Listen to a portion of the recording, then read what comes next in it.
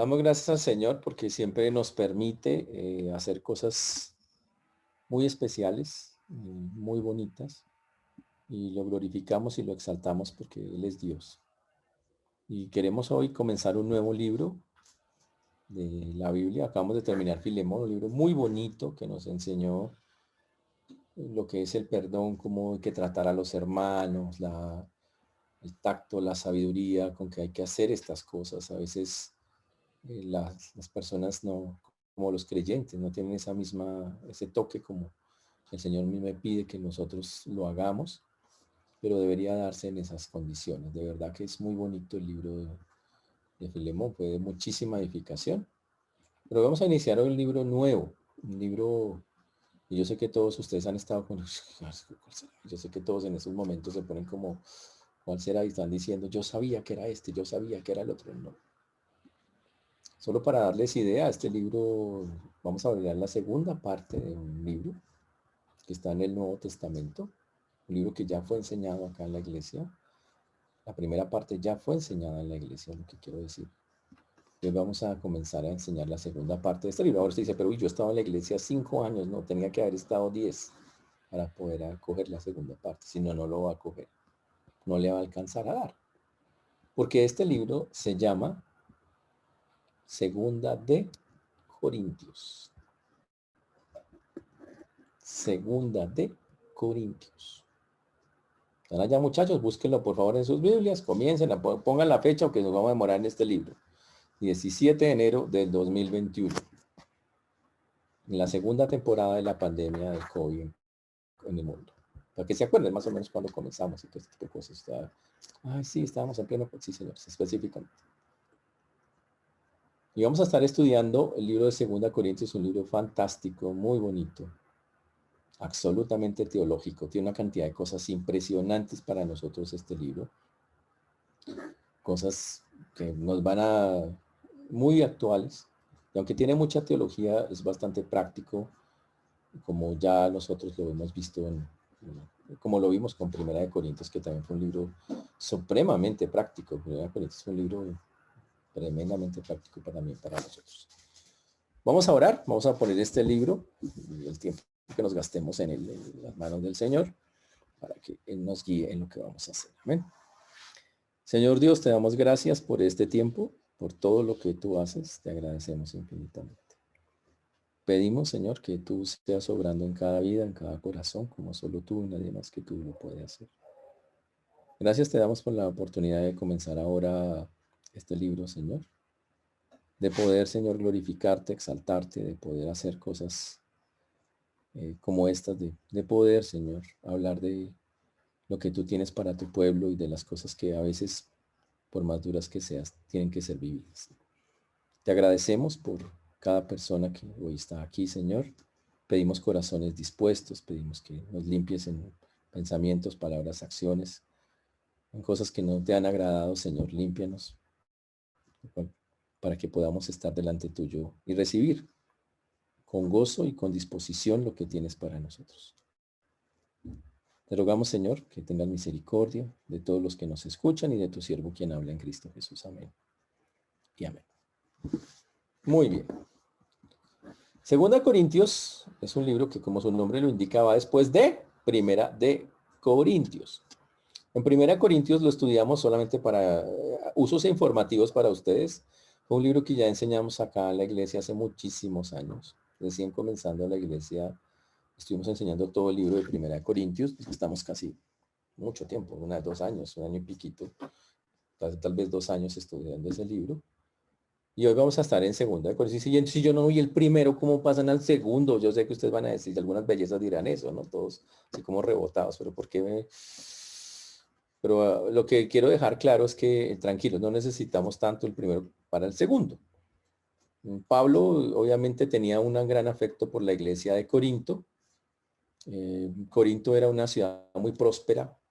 Había muchas rutas marítimas que llegaban allá. Tenía 2 puertos, uno que se llamaba Cencrea y otro que se llamaba Licaonía, ese era el otro puerto. Y era un lugar muy céntrico, era un centro de servicio comercial. Había mucha gente que entraba y pasaba por Corintio, más o menos unas 80.000 personas en promedio se movían ahí alrededor de eso.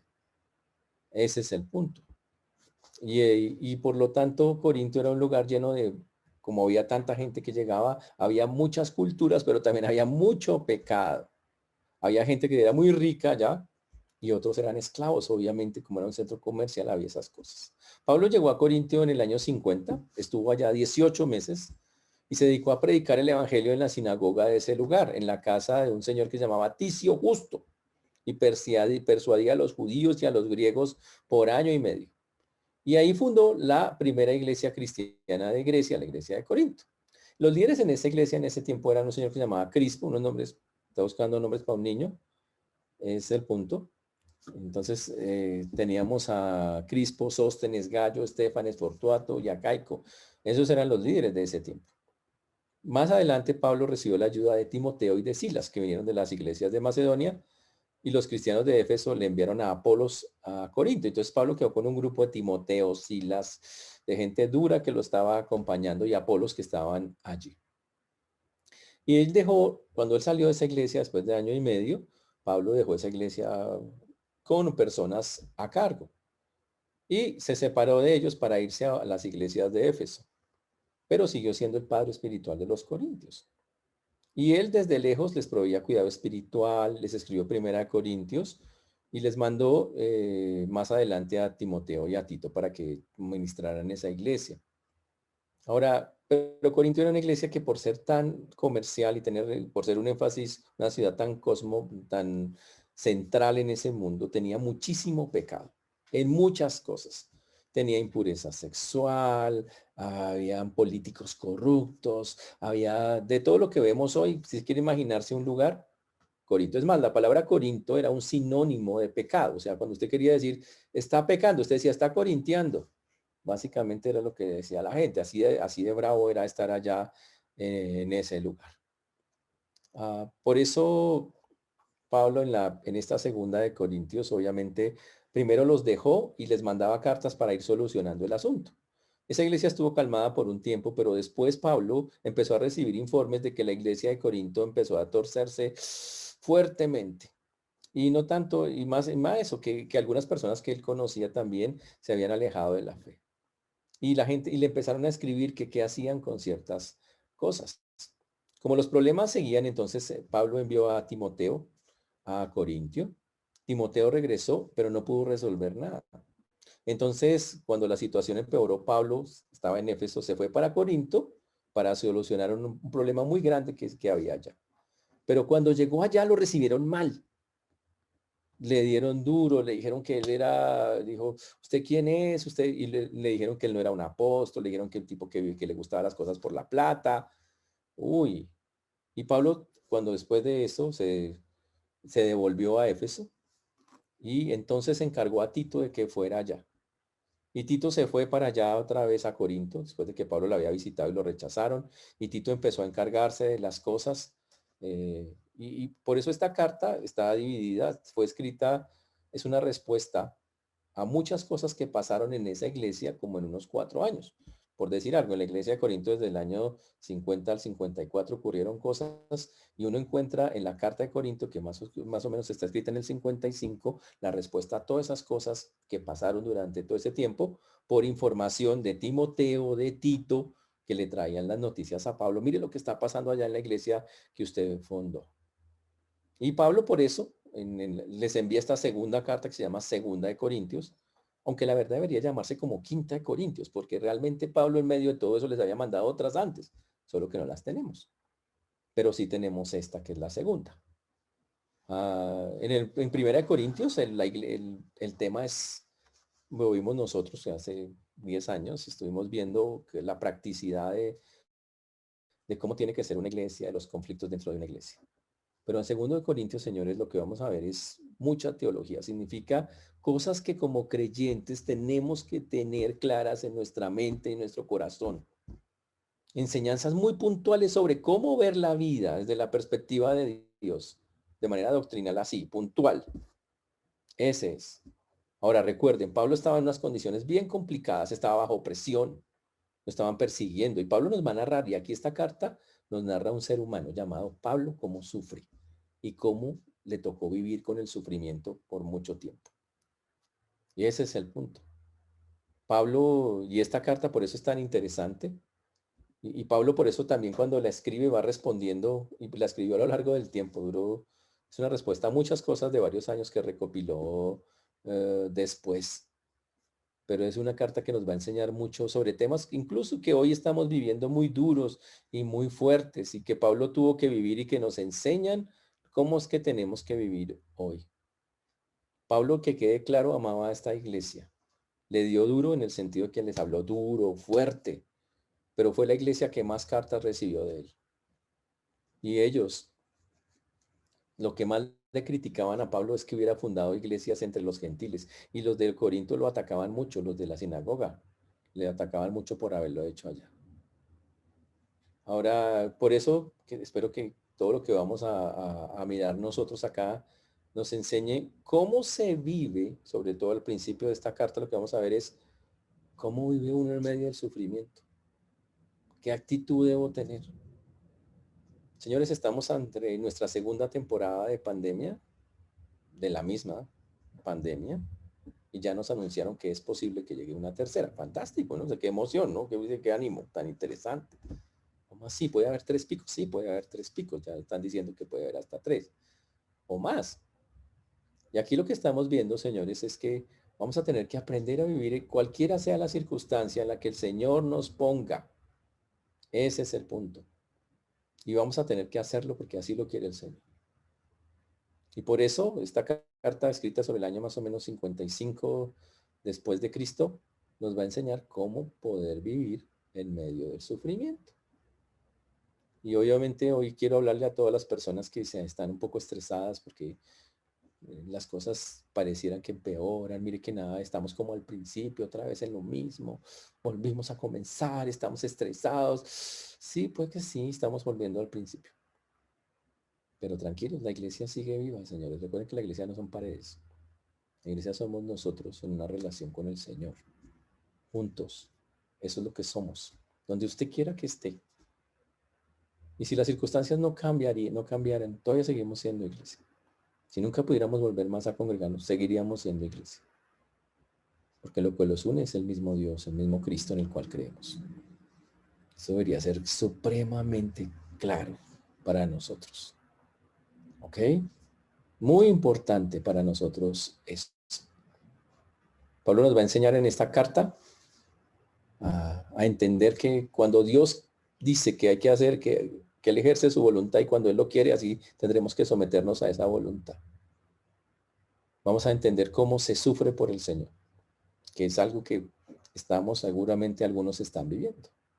Y también habla de muchos otros temas que son prácticos para cada uno de nosotros. Y otra cosa muy, muy, muy importante, este texto de 2 Corintios tiene pasajes dificilísimos de entender, mudísimos, y vamos a tratar de explicarlos. Pero tiene otras cosas tan claras y tan puntuales que como creyentes no podemos ni ignorar ni pasar por alto. Y por eso este libro, al final, esperemos, en cada vez que lo estemos predicando, debería dar gloria al Señor, como deben ser todas las cosas. 2 Corintios, capítulo 1, señores, versículo 1. Recordemos, Pablo ya le mandó la primera carta, corrigió, le dio instrucciones a esa iglesia que él fundó, pero ya vemos que ahora hay nuevas cosas, y una de las cosas que está pasando es que Pablo ha ido ya a Corinto otra vez y lo han rechazado. Dicen que él no es un apóstol, que él se nombró solo y que él le gusta la plata. Imagínense decirle a Pablo eso, que le gusta la plata. Un hombre que vivía para el Señor. Tremendo eso. Por eso comienza la carta diciendo: Pablo, apóstol de Jesucristo, por la voluntad de Dios, y el hermano Timoteo a la iglesia de Dios que está en Corinto, con todos los santos que están en toda Acaya.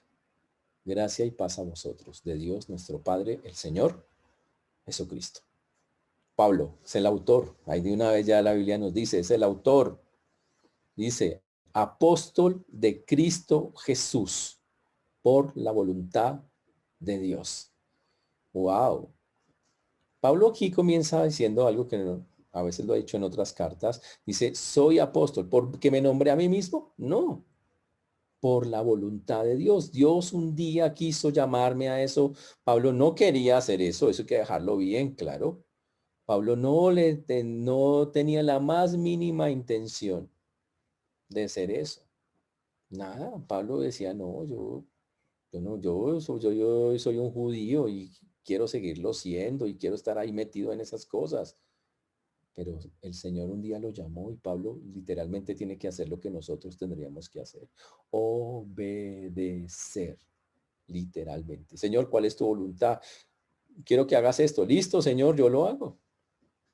Pablo comienza desde el versículo 1 diciendo, soy apóstol, no porque me nombré yo mismo, sino porque al Señor le plació llamarme. Yo no lo busqué, yo no me nombré, yo no hice nada para hacer nada de esas cosas. El Señor en su infinita misericordia quiso, decidió que fuera literal, así que fuera de esa forma. Y bueno, gloria a Dios porque así es. Dice apóstol de Jesucristo por la voluntad de Dios. Uy, y ahí ya está diciendo, me nombró el Señor. Una cosa más para resaltar con respecto a la voluntad de Dios. Pablo había sido muchas cosas en la vida, pero lo que realmente Dios quería que hiciera, él lo hizo. Y la primera pregunta que surge acá es, por obvia para nosotros, es, ¿estamos haciendo la voluntad de Dios? ¿Estamos haciendo la voluntad de Dios? Ese es el punto. Tenemos que tener claro que Dios tiene un plan con cada uno de nosotros. Dios nos dio unas mentes con propósitos específicos, puntuales. Y eso significa que usted y yo tenemos que ir hacia un lugar específico. Él desea que vayamos hacia eso. ¿Sabe usted cuál es la voluntad de Dios para su vida? Pablo la tenía claro. Fui llamado a ser un apóstol. Ahora, para ser un apóstol en esos tiempos había requisitos que el Señor mismo había hecho. En el libro de los Hechos, capítulo 1, versículo 21 y 22, había requisitos.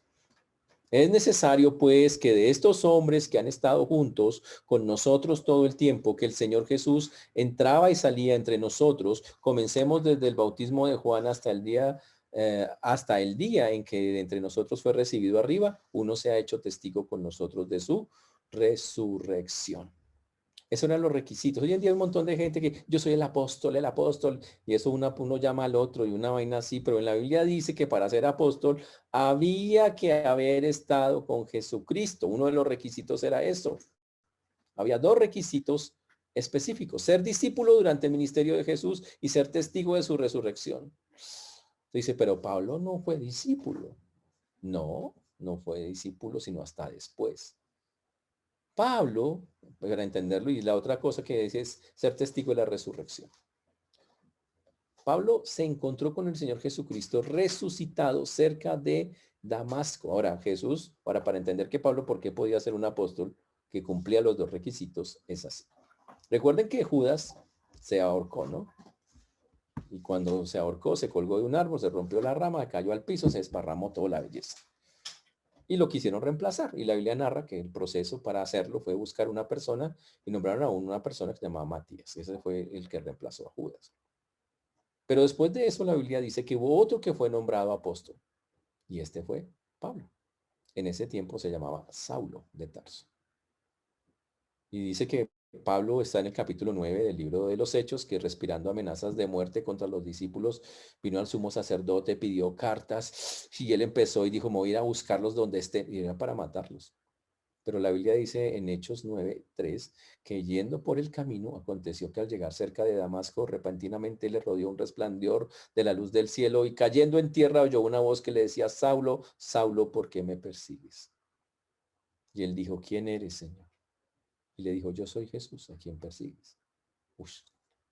Pablo no se llamó solo, lo llamó el Señor. El que lo buscó es el resucitado, ya fue el Señor. Y una vez lo llamó, la Biblia dice que el Señor le dijo, yo te llamo a ser un apóstol, y le dio un ministerio. Y el ministerio, dice la Biblia en 1 Timoteo 2:7, les leo, para esto yo fui constituido predicador y apóstol. Y digo en Cristo no miento y maestro de los gentiles en fe y verdad. Fue un llamado directo de Dios. Versículo 2 Timoteo 1:11 dice, del cual yo fui constituido predicador, apóstol y maestro de los gentiles. Yo le digo, necesito que hagas esto. Y toda persona, señores, la primera cosa que sacamos de este punto es, Dios tiene un plan perfecto con cada uno de ustedes. ¿A qué lo llamó el Señor? Ya lo llamó, y usted no se llamó solo. Usted no lo buscó. La Biblia dice que Él nos buscó a nosotros. ¿Ya entendió para qué lo llamó el Señor? ¿Está claro eso? Ese es el punto.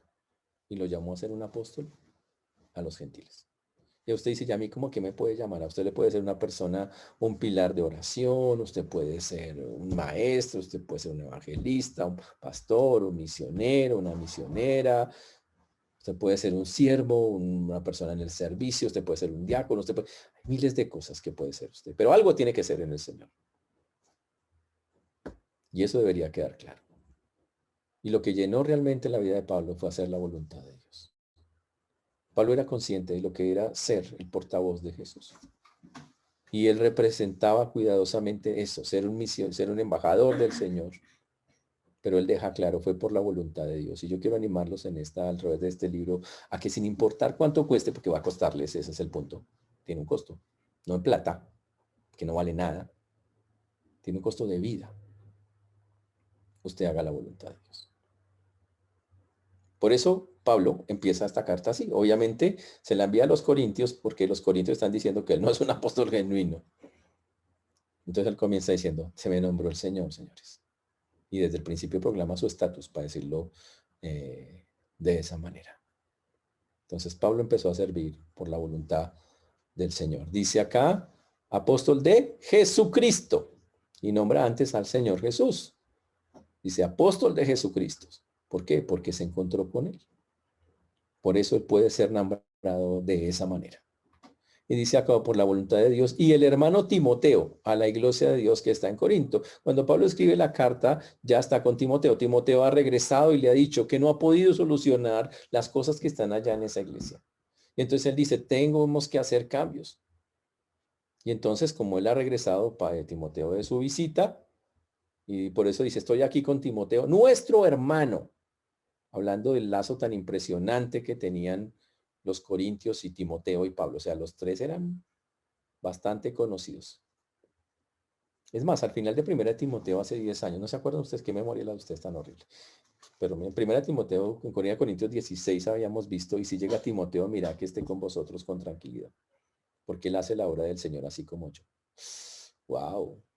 Y ya Timoteo era alguien súper conocido en esa iglesia. Y ahora Pablo está con él, Timoteo está con Pablo allí, escribiendo, ayudándole a escribir la carta. Pablo contaba con Timoteo y por eso lo enviaba para muchas partes. Lo enviaba, oye hermano, ayúdeme con esto, y vaya allí, lo hacía. Dice, a la iglesia de Dios. ¿A quién le envía la carta? A la iglesia de Dios que está en Corinto. ¿Qué significa la iglesia? A la congregación del pueblo de Dios que adoraba al Señor, que tenían una alabanza y una fraternidad cristiana. Tanto que si lo hacían en casas privadas como al aire libre. Y esa es la iglesia de Dios. Recuerden, la iglesia no es un edificio. La iglesia no son paredes.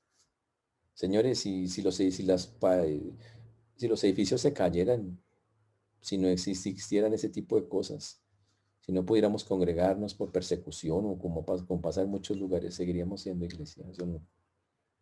La iglesia de Dios es cada persona. En la Biblia se llama la asamblea del Señor o la asamblea de Dios, así era llamada. La iglesia del Señor o la iglesia de Dios. Y así es como es. Y Dios continúa hoy llamando personas ya a su pueblo. Y todos los que tienen sus nombres escritos en el cielo son los que llamamos la iglesia del Señor. ¿De acuerdo? Entonces la iglesia es de Dios, porque es de Jesucristo, señores. Y por eso él escribe a la iglesia de Dios que está en Corinto, a todas las personas que están allá en Corinto, y él les escribe, a los creyentes verdaderos. También dice, con todos los santos que están en toda Acaya.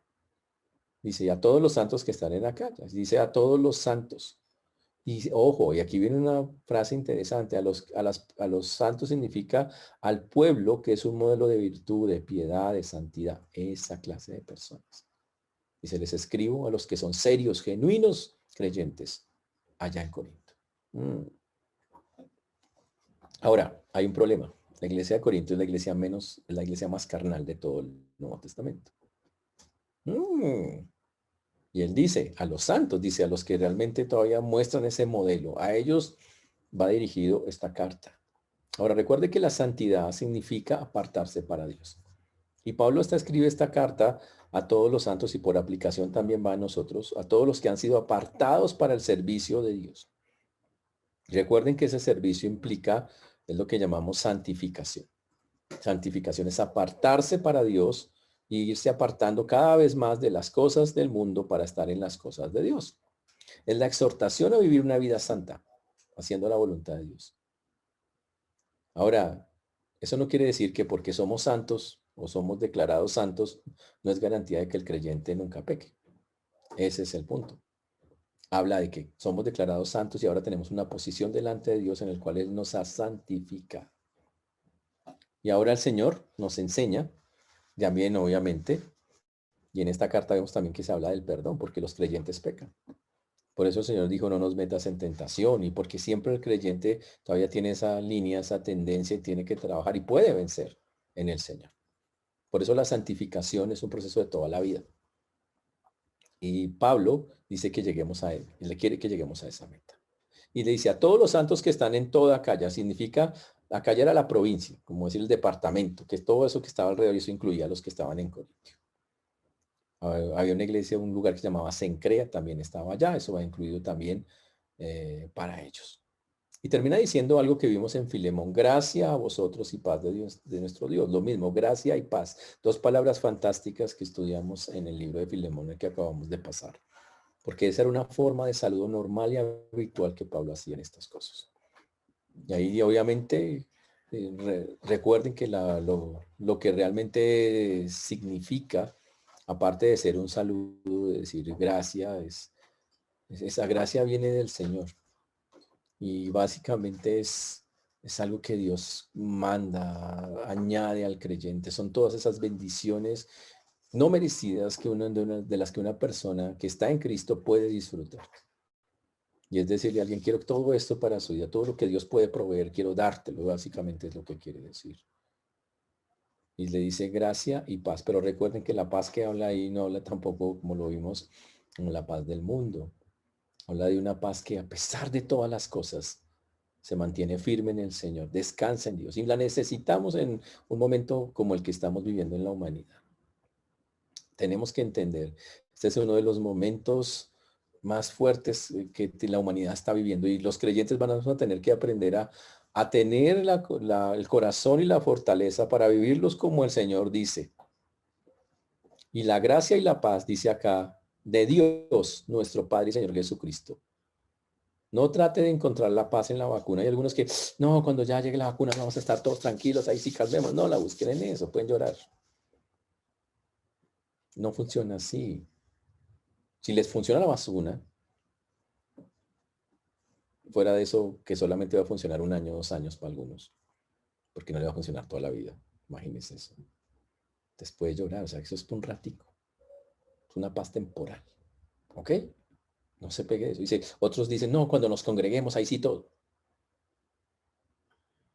Señores, ¿están viendo cómo se complican las cosas hoy en día? Incluso hasta para congregarse. Está difícil todavía. Vamos a ver si el Señor lo permite. Y si no, tranquilos, seguimos siendo iglesia. Y vamos a tener que aprender a tener paz así esto se demore todavía muchísimo más. Yo me acuerdo cuando nos dijeron, tranquilo que esos son 3 días, 3 días. Ha sido largo estos 3 días. Ya vamos para 10 meses, 11 meses. Pero tranquilos, shalom. Dios es el que da paz. Y a eso es a lo que se refiere. Pablo comienza así diciendo porque dice, en medio de las dificultades que él vivía y las que nosotros vivimos, estas dos cosas tienen que estar. Tenemos que tener la gracia y la paz del Señor. Entender que proceden de Él. Y después Pablo comienza su disertación, que para nosotros es impresionante. Y vamos a estar hablando de algo fuertísimo, de las aflicciones del creyente. Y quiero en eso dejar algo claro porque a veces pensamos que Pablo era a prueba de todo. duro de matar, duro de eso. Dice, no, es que lo apedreaban, el tipo no le pasaba. No, no, no, no, no, no, no. No.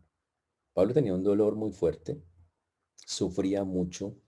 La verdad es que estaba pasando momentos complejos y esta carta de Segunda de Corintios nos muestra claramente el corazón de Pablo. Es algo impresionante. Nos muestra el dolor, la tristeza, las cosas que él vive, cómo las siente. Ya sentía mucho dolor porque lo trataron re mal en Corinto. Imagínate, funda una iglesia, vuelve al rato y lo tratan re mal. Le dicen que él es un impostor. ¿Cómo? Imagínese eso. Impresionante. Y Pablo dice, no, no, no puede ser así, no es, eso es terrible. Y comienza entonces la prueba de Pablo. Ahora entendamos eso, todos los seres humanos tenemos que ser probados. Él dice, bendito sea el Dios y Padre nuestro Señor Jesucristo, Padre de misericordias y Dios de consolación. Uy, el cual nos consuela en todas nuestras tribulaciones para que podamos también nosotros consolar a los que están en cualquier tribulación, la que sea, COVID, por medio de la consolación con que nosotros somos consolados por Dios. Y eso es lo que vamos a ver hoy, una parte de eso. Pero Pablo comienza haciendo algo que deberíamos hacer todos nosotros, la parte más importante, recordar lo que Dios es para nosotros. Pablo empezó recordando quién era Dios para él. Y él dijo, es la bendición. Bendito sea el Dios y Padre. Y recordando que Él, su Dios, es el Padre de misericordias y el Dios que consuela. Ahora, cuando entendemos el Padre, la primera parte dice, bendito sea Dios, básicamente significa, es digno de ser alabado. Eso es lo que está diciendo. Ese es el punto. Le está diciendo, alábale, porque es Dios. Bendito su nombre. Alabado sea su nombre. Y que quede claro, Pablo está viviendo momentos conflictivos, dificilísimos. Pero Pablo está recordando lo que es Dios para él. Pablo recuerda que el Señor lo escogió un día, lo salvó, que lo bendijo con toda bendición espiritual, que en él está sentada su esperanza, ahí, ahí. Y a él dice, le alábenlo muchachos, alabémoslo, porque él es el Padre de nuestro Señor Jesucristo. ¿Sabe que gracias a Jesús podemos llamar Padre a Dios? ¿Sabe que gracias a Jesús podemos acercarnos a Él como hijos suyos? ¿Sabe que Dios nos ve en su Hijo y nos ama como ama a su Hijo? Por eso dice que somos amados de Dios, que somos aceptos por el amado. Todo lo que el Padre hizo por Jesús cuando estaba ministrando en la tierra puede hacerlo por nosotros hoy. Así de sencillo. Somos amados por el Padre porque el Hijo es su amado y nosotros somos ciudadanos del reino de su amado Hijo. Somos preciosos para el Padre y Él cuidará de nosotros.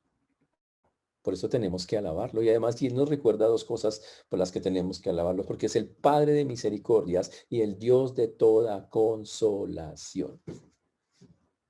El Padre de misericordias. Significa el de donde se origina la misericordia. Hoy en día tenemos que entender qué es esto de la misericordia y qué es esto del consuelo. Y hay una frase increíble que encontré. Dios, en su gracia, nos da lo que no merecemos. Oiga lo que es esto. Dios en su gracia nos da lo que no merecemos. Eso es gracia, ¿no? Y en su misericordia no nos da lo que lo que sí merecemos. Interesante. Su misericordia no nos paga como sí deberíamos pagarnos. No nos da lo que sí merecemos. Por eso dice la Biblia, por la misericordia de Jehová no hemos sido consumidos, porque nunca decayeron sus misericordias. Lamentaciones 3:22. Señores, las misericordias de Dios son inimaginables, son muchas. Como dice Nehemías 9:19, tú con todo, por tus muchas misericordias, no los abandonaste en el desierto. Misericordias de Dios son hermosas, son increíbles, son perpetuas. Dice la Biblia en el Salmo 25:6, acuérdate, oh Jehová, de tus piedades y de tus misericordias que son perpetuas. Y grandes y gigantes, porque así es el Señor. y son inagotables. Esa es la otra cosa. La Biblia dice en el Salmo 5:7, mas yo por la abundancia de tu misericordia entraré en tu casa, adoraré hacia tu santo templo en tu temor. El Salmo 51:1 dice, ten piedad de mí, oh Dios, conforme a tu misericordia, conforme a la multitud, porque son miles de tus piedades, borra mis rebeliones. Eso es impresionante. Esa es la misericordia de Dios. Por eso, Señor, ten eso, por eso comienza diciendo, bendito, alábenle. Porque el Señor no nos ha pagado como nos merecemos. Así comienza, Pablo. Recuerda, está hablando de un tipo que está pasándola mal, está siendo atacado, molestado, lo persiguen, le dicen cosas. Y comienza diciendo, alaben al Señor.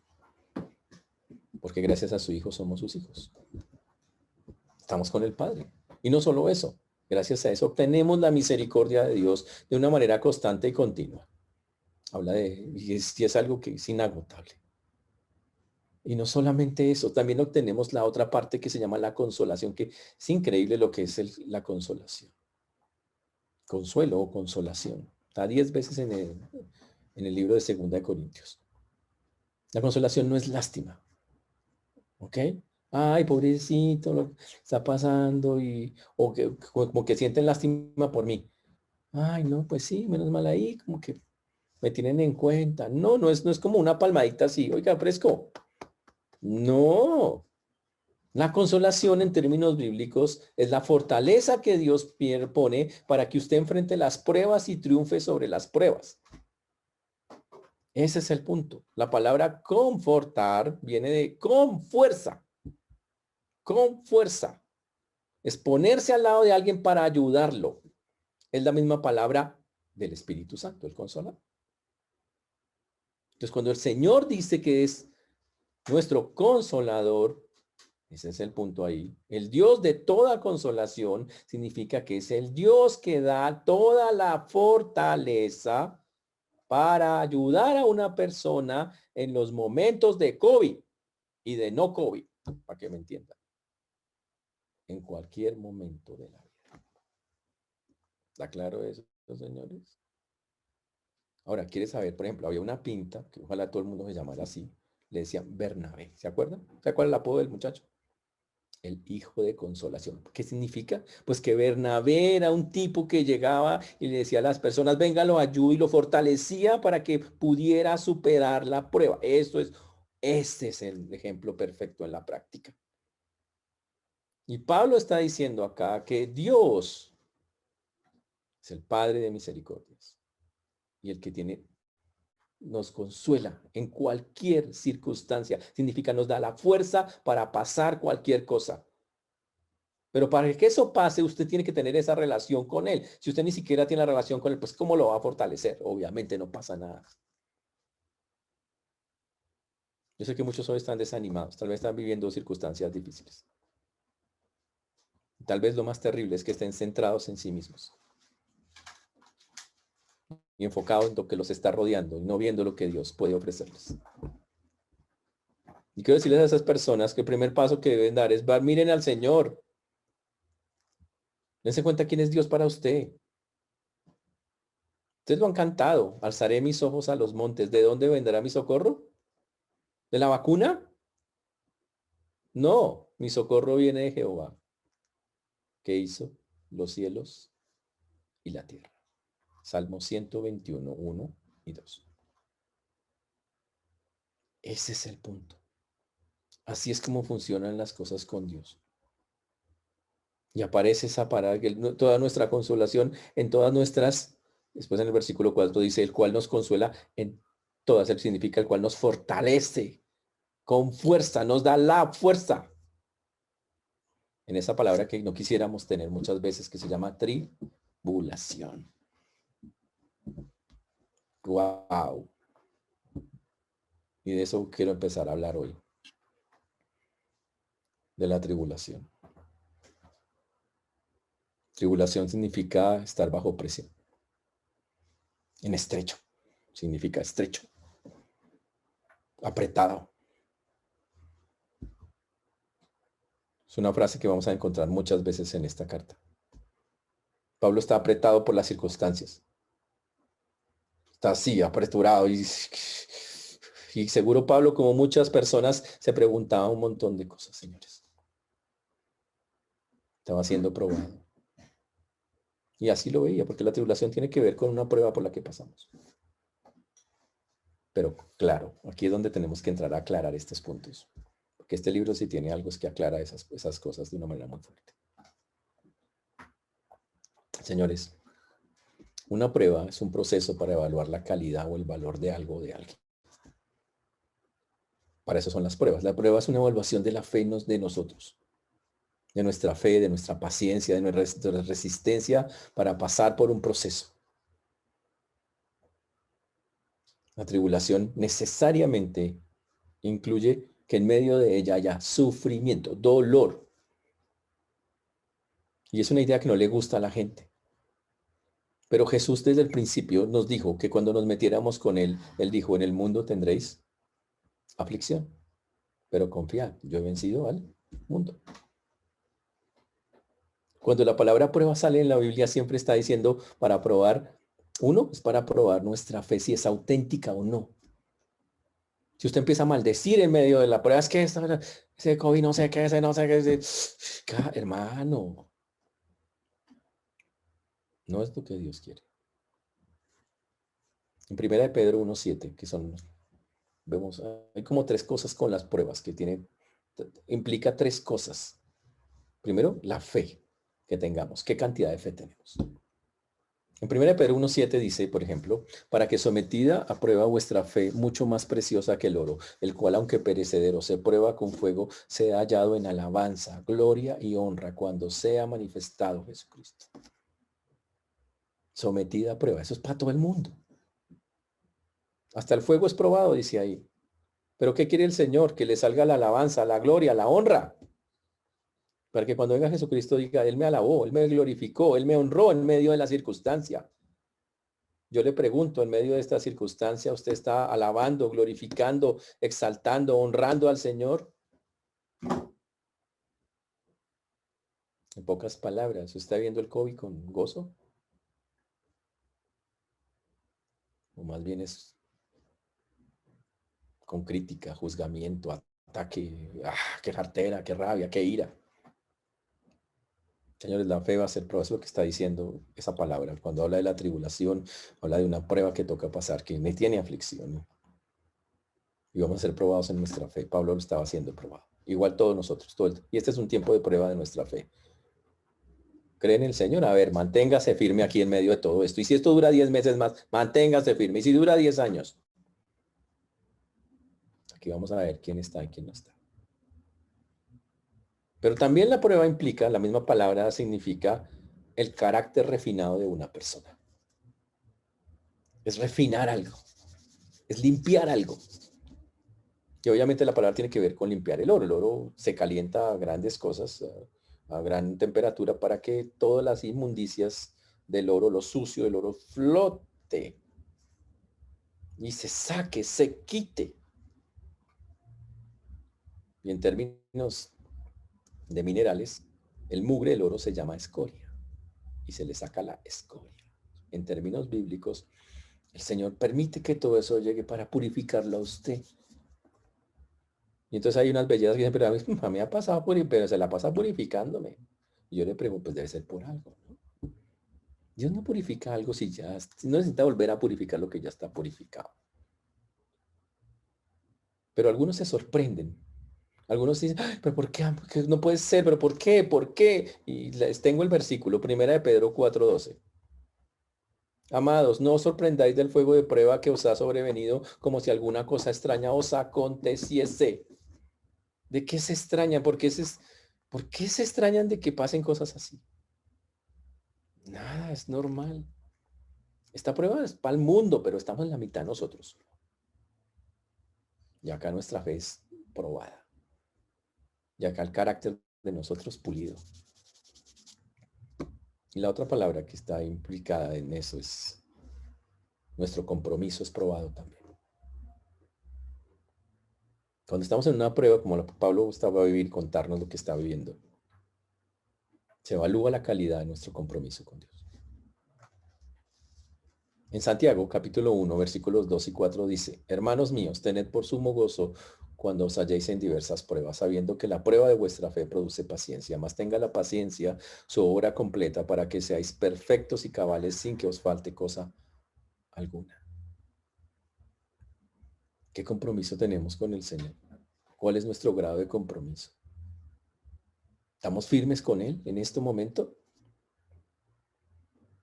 La prueba de nuestra fe produce paciencia. Y yo sé que hay algunos que dicen, yo nunca le he pedido pruebas al Señor porque me va a dar pase, me va a poner a perder. Mira, si no le pide pruebas, Dios se las va a mandar. No es que no se da cuenta. ¿Usted pidió esta prueba que estamos viviendo en el mundo hoy? ¿Cierto que no? Y aquí quiero dejar claro algo bien, porque hay muchas personas que están, ¿cómo lo decimos así? Quejándose, sintiendo que esto no debería ser, que esto es injusto.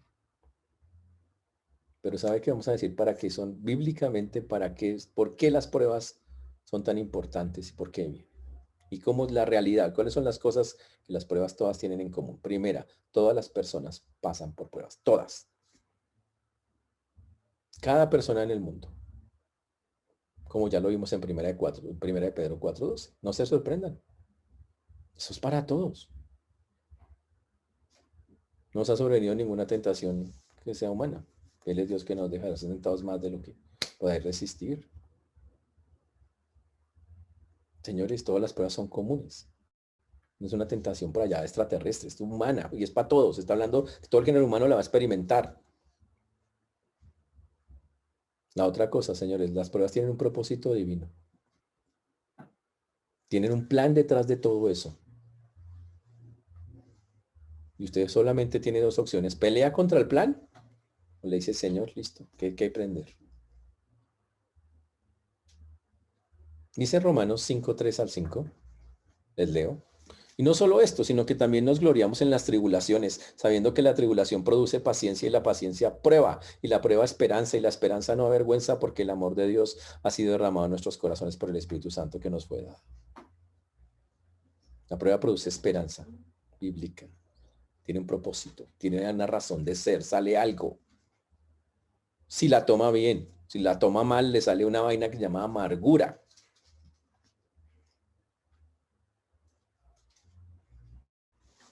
Señores, las pruebas son temporales. La otra cosa. En el mundo dicen, no hay mal que dure, ¿cómo es? ¿1000 años? 100, no sé, bueno, no sé cuántos años dura, pero dura harto. Ni cuerpo que lo resista, ¿no? Pero la Biblia dice que las pruebas son temporales. Y cuando digo temporales, está hablando que puede ser hasta la muerte, ¿ok? O sea, solo le va a durar hasta la muerte, es temporal, ¿ok? Tranquila. Por ejemplo, dice, primera de Pedro 1:6, en lo cual vosotros os alegráis, aunque ahora por un poco de tiempo, si es necesario, tengáis que ser afligidos en diversas pruebas.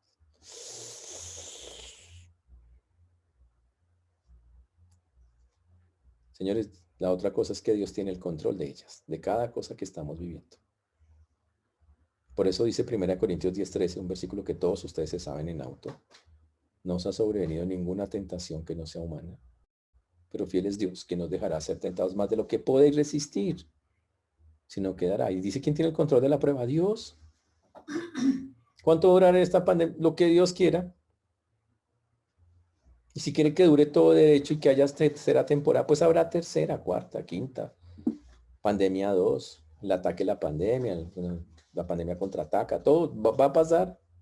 Y no hay ningún problema en eso, porque Dios tiene el control. La prueba, Señor, busca que nosotros fortalezcamos nuestras áreas débiles. Así es como funciona. Mire lo que dice 2 Corintios 12:10. Precisamente lo vamos a ver más adelante con Pablo. Dice, por lo cual por amor a Cristo me gozo en las debilidades, en afrentas, en necesidades, en persecuciones, en angustias, porque cuando soy débil, entonces soy fuerte. Las pruebas fortalecen las debilidades de nosotros. No es para que usted esté en el piso botado llorando, es que yo no dio para nada. No, gracias, Señor. Y las pruebas vienen con algo que se llama la gracia de Dios para soportarlas. ¿Sí sabe? Que Dios la manda con su gracia.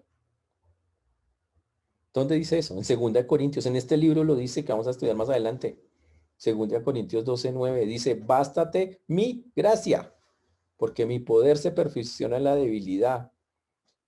Por tanto, de buena gana me gloriaré más en mis debilidades para que repose sobre mí el poder de Cristo. 2 Corintios 12:9. Entonces, junto con la prueba viene la gracia para soportarlas.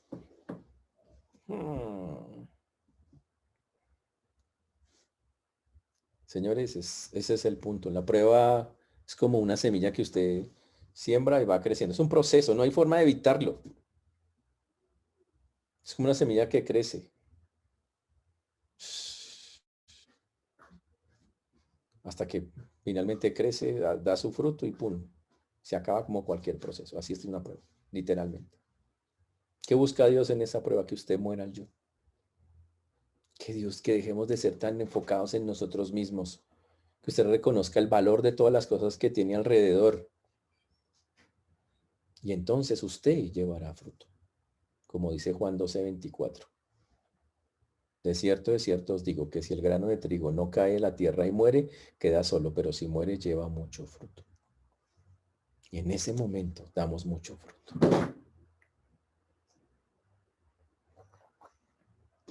¿Qué quiere Dios hoy, señores, con este proceso, con estas pruebas que estamos viviendo?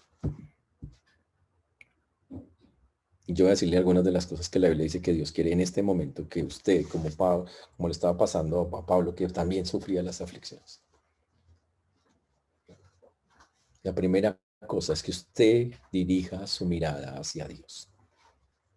Este mundo le volteó la mirada a Dios. Nunca se la ha tenido en el Señor, pero ahora más.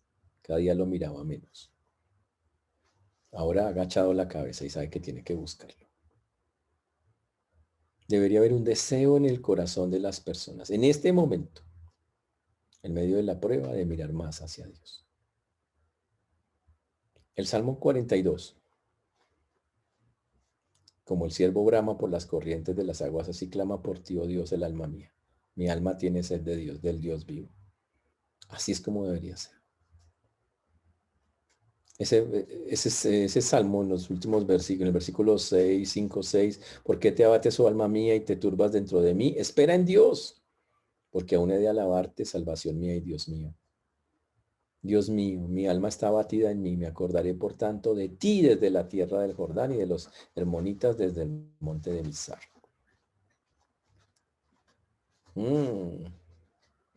Dios quiere que usted se acerque a Dios. Ese es el punto. Que se acerque al Señor, que lo mire. Y esto tiene que hacernos mirar al Señor, ¿no? La otra cosa es que Dios quiere que nos motivemos a clamar a Él, a hablar con Él. Muchos ya le habían dejado de hablar al Señor, muchos le habían dejado de tener comunicación con su Dios y muchos nunca la han tenido. En el Salmo 142, 1 al 3 dice, con mi voz clamaré a Jehová, con mi voz pediré a Jehová misericordia, delante de él expondré mi queja, delante de él le manifestaré mi angustia. Cuando mi espíritu se angustiaba dentro de mí, tú conociste mi senda, en el camino en el que andaba me escondieron lazo. Dios quiere que el pueblo clame al Señor. Las pruebas hacen que nos examinemos, es para eso también, como dice el Salmo 139, 23 y 24. Examíname, oh Dios, conoce mi corazón, pruébame, conoce mis pensamientos y ve si hay en mi camino de perversidad y guíame por el camino eterno. Pero ¿sabe cuál es uno de los principales propósitos? Que hagamos la voluntad de Dios, como Pablo lo hacía. Y sufría por hacerlo. Así que cause sufrimiento.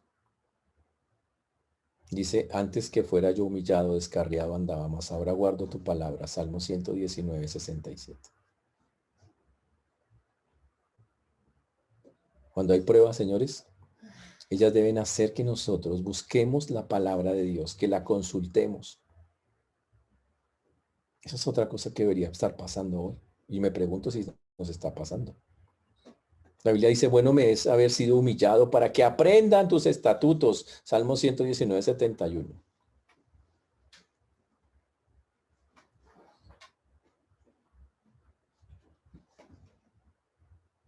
Y las pruebas, señores, producen un corazón humilde cuando nos disponemos. Humíllense, pues, bajo la poderosa mano de Dios para que Él los exalte cuando fuere tiempo. Primera de Pedro 5:6. Eso es, y yo me pregunto si todas esas cosas están pasando hoy. ¿Tienes hoy un corazón más humilde después de 11 meses de COVID? ¿Estás consultando más la palabra? ¿Ya volviste a hacer la voluntad de Dios? ¿Te estás examinando a ti mismo? ¿Estás clamando al Señor? ¿Te estás acercando a Él? ¿Estás dirigiendo tu mirada hacia Él?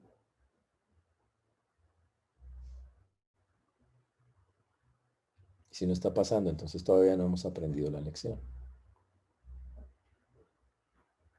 Y si no estamos en eso, tal vez estamos en el otro grupo. Porque el que no está aprendiendo la lección está pensando en otra cosa, está enfocado en sí mismo y sin duda, está amargado con lo que está viviendo actualmente. Y no puede ver a Dios en medio de eso. No está creciendo.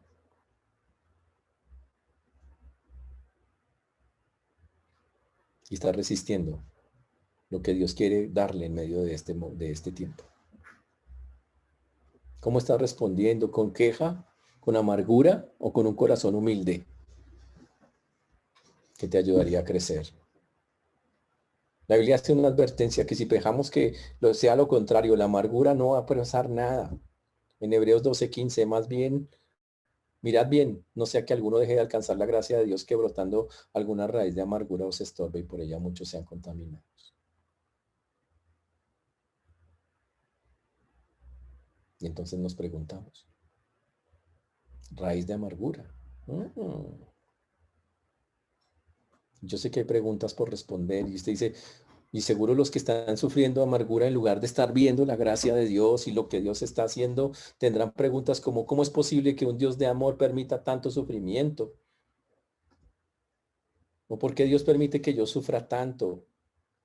O están diciendo, no me parece justo, porque a los demás no les pasa lo mismo. No tengo derecho a estar así, es injusto.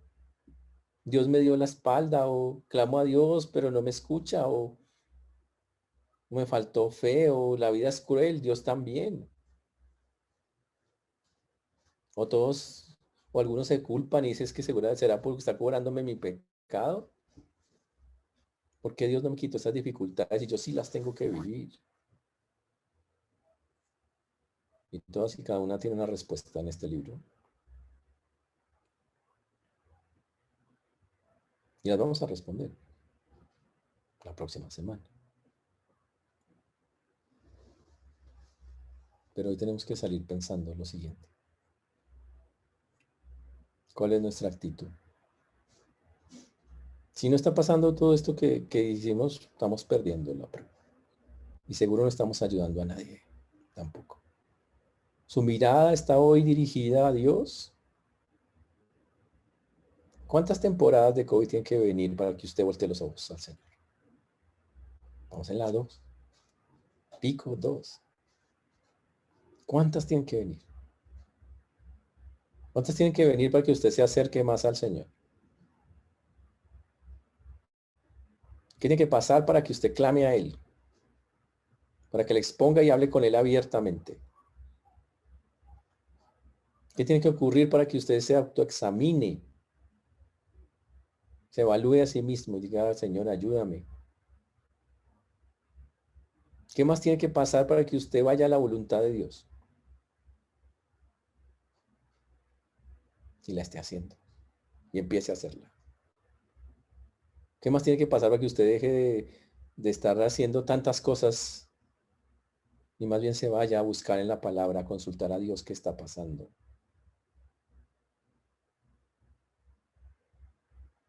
¿Qué tiene que pasar para que su corazón se humille? Se haga humilde. ¿Qué más tiene que pasar? creen que tienen que pasar cosas peores, tranquilos, seguro van a pasar, no se preocupen. Pero tremendas, porque estas son duras. Por eso tenemos que entender algo que Pablo nos enseñó aquí en este punto. Recuerden quién es su Dios. Es al que bendigo, al que alabo, el que envió a su Hijo para que yo pueda ser hijo suyo. Es el que no me ha pagado como merezco y el que me da la fortaleza para pasar. No olvide eso, porque lo necesitamos para lo que nos quede de vida, sea mucha o sea poca, señores. Por eso hoy quiero animarlo a que recuerde quién es su Dios y a que empiece a responder a lo que estábamos viviendo.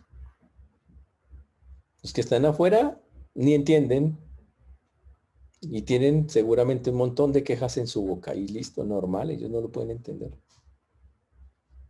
El hombre natural no percibe las cosas de Dios, es normal. Pero para ellos, para nosotros no. Esta es una ocasión en que tenemos que mostrar realmente que estamos aprendiendo lo que Dios nos quiere enseñar. Por eso evaluemos y estemos orando al Señor, clamándolo, mirándolo. Y recuerde, la mirada en el Señor, clamando a Dios, autoexaminándonos, volviendo a hacer la voluntad, consultando su palabra, y teniendo un corazón que se va doblegando y humillando ante Él. Eso es lo que Él busca con esto. Y por último, alábelo a pesar de lo que está pasando y dale gracias, Señor, porque no estoy recibiendo lo que me merezco. Y por el contrario, tú eres quien me da y me dará la fuerza a través del consuelo tuyo para pasar todo lo que estamos viviendo. El Señor nos ayude, hermanos, porque Él es el Padre de misericordias y de toda consolación. Oremos. Señor Dios, te damos gracias por este tiempo, te agradecemos porque hasta aquí nos has traído y has sido bueno con nosotros.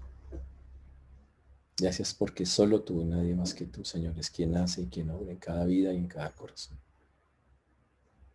Gracias porque no nos has pagado como nos merecemos, Señor. Y al contrario, estás dispuestos a ponerte al lado tuyo para fortalecernos, para darnos consuelo, con fuerza, para glorificarte y para exaltarte. Guíanos, Señor, que podamos hacer eso, a responder a lo que hoy pudimos ver, que nuestra mirada vaya hacia ti, finalmente a hacer tu voluntad, a buscar en la palabra el consuelo, la fortaleza,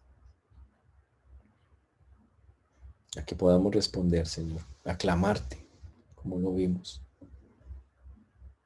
a que nuestro corazón se humille y en lugar de estar levantándose una y otra vez contra un Dios que lo que quiere es que nos sometamos a Él. Por eso hoy ponemos delante tuyo esto que hemos hablado, ayúdanos a poder entenderlo, a poder vivirlo. Porque este es tu plan en medio de cualquier prueba, Señor, como Pablo nos está diciendo. Y gracias, Señor. Te alabamos y te bendecimos. En Cristo Jesús. Amén.